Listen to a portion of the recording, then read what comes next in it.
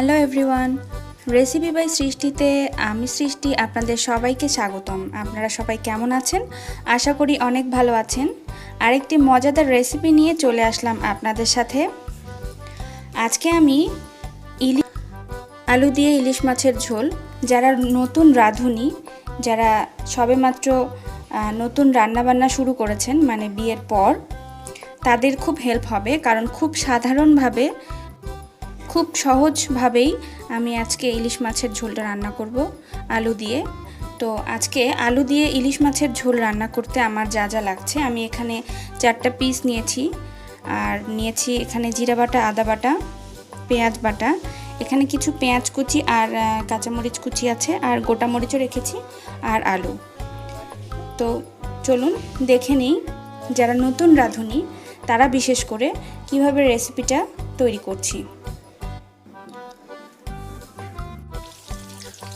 আলু ভাজা হয়ে গেছে,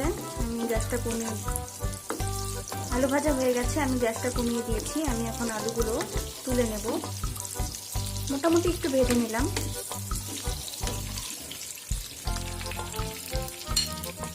মাছের প্লেটটাতেই আমি আলুগুলো তুলে নেব।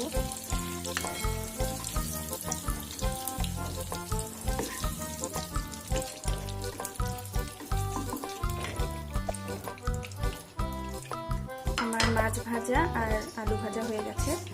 এবার মূল রান্নায় চলে যাই। এখানে কড়াইয়ে তেল আছেই।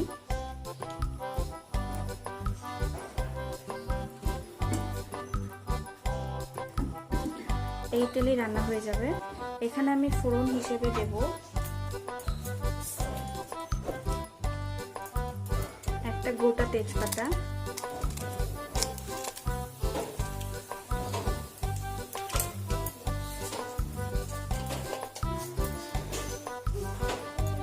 কালো জিরা,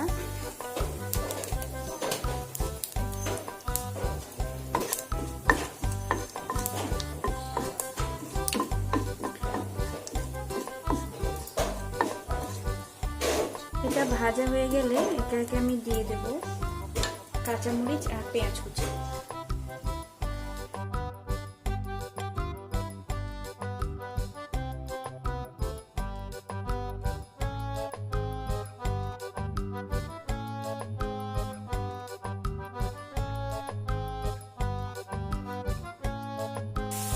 কাঁচামরিচ আর পেঁয়াজটা বাদামি রঙের ভাজা হয়ে গেলেই আমি পেঁয়াজ বাটাটা দিয়ে দেব।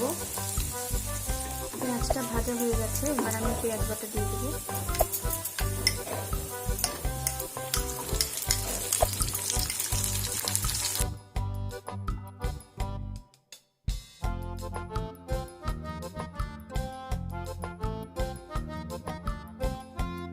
লবণ এখন মোটামুটি একটু কম পরিমাণেই দেব, কারণ মাছ ভাজায় লবণ আছে। আবার আমি যখন আলুটা ভাজছিলাম সেই আলুতেও একটুখানি লবণ দিয়েছি।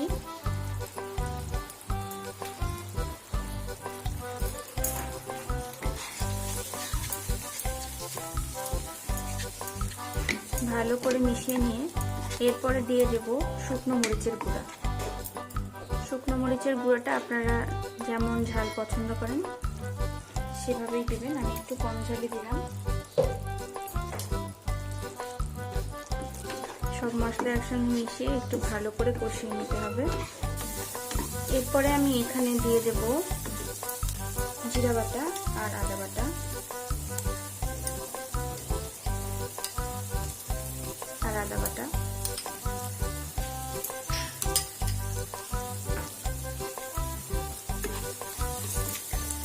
এখন মশলাগুলো ভালো মতো কষিয়ে নিয়ে তারপরে আমি জল দিয়ে দেব।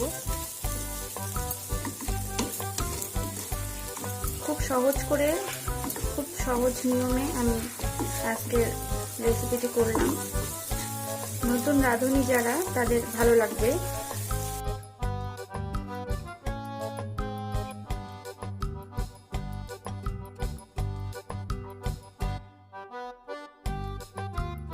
মশলাটা প্রায় হয়ে গেছে।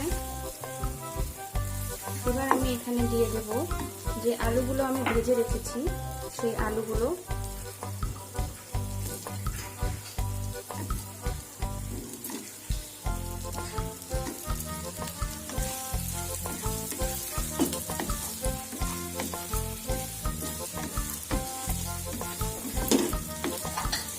আলুটাকে সাথে নিয়ে একটুখানি নাড়াচাড়া করে নেব। আর এখন আমি এখানে একটুখানি জল দিব।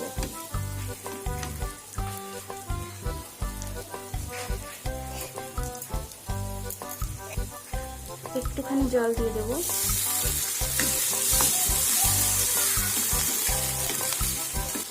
বেশি দিলাম না এখন, কারণ ঝোলের জলটা আমি পরে দেব। একটু আলুটা সেদ্ধ হবে, জলগুলো একটু ভেতরে ঢুকবে। আর এটা নতুন আলু, বেশি সময় লাগে না। আমি 2 মিনিটের জন্য ঢেকে দেব। ফিরে আসছি 2 মিনিট পর। হয়ে গেছে। আমি এখন ঢাকনা তুলে দেখব। হয়ে গেছে, লেগে আসছে। আলুটাও সেদ্ধ হয়ে গেছে। আমি ঝোল রাখবো, সেজন্য আমি এখন ঝোলের জলটা দিয়ে দেবো।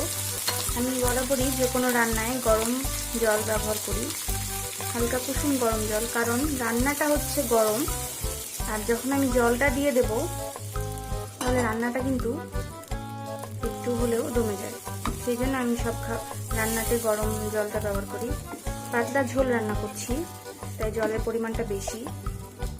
এরপরে আমি একে একে মাছগুলো দিয়ে দেব।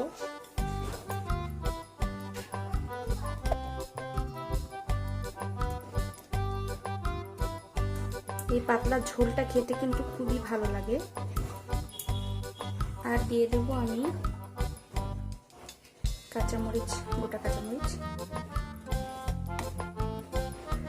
খুব চটজলদি একটা রান্না, খুব স্বাদেরও একটা রান্না, কারণ এই ঝোলটা খেতে কিন্তু খুব ভালো লাগে। এই আলুর সাথে আপনারা বেগুনও দিতে পারেন।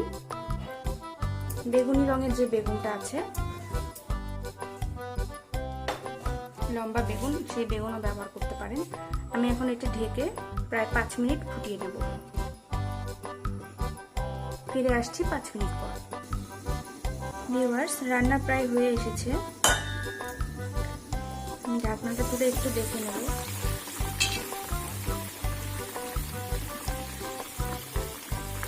হয়ে গেছে। আর 2 মিনিটের মতো ফুটিয়ে নিয়ে আমি নামিয়ে নেব। নতুন রাঁধুনিদের জন্য আমার এই স্পেশাল রান্নাটি তৈরি হয়ে গেছে। আশা করছি নতুন যেসব রাঁধুনিরা আমার রেসিপিটি দেখেছেন তাদের উপকারে আসবে। ভিডিওটি ভালো লাগলে একটি লাইক দেবেন, কমেন্ট করে আপনার মূল্যবান মতামত জানাবেন। আপনারা যারা আমার চ্যানেলটি সাবস্ক্রাইব করে দিয়েছেন তাদেরকে অসংখ্য ধন্যবাদ। আর যারা সাবস্ক্রাইব করেননি তারা প্লিজ আমার চ্যানেলটিতে সাবস্ক্রাইব করে দিন। সাথে সাথে নোটিফিকেশন বেলটিতেও ক্লিক করে রাখুন। আমার প্রতিদিনকার রেসিপি সবার আগে পৌঁছে যাবে আপনার কাছে। রেসিপিটি কেমন হয়েছে তা অবশ্যই কিন্তু আমার সাথে কমেন্টের মাধ্যমে জানাবেন। আর আমার রেসিপিটি শেয়ার করে দিন, তাহলে যারা নতুন রাঁধুনি রয়েছে তাদের একটু হলেও উপকারে আসবে। ধন্যবাদ ভিডিওটি দেখার জন্য।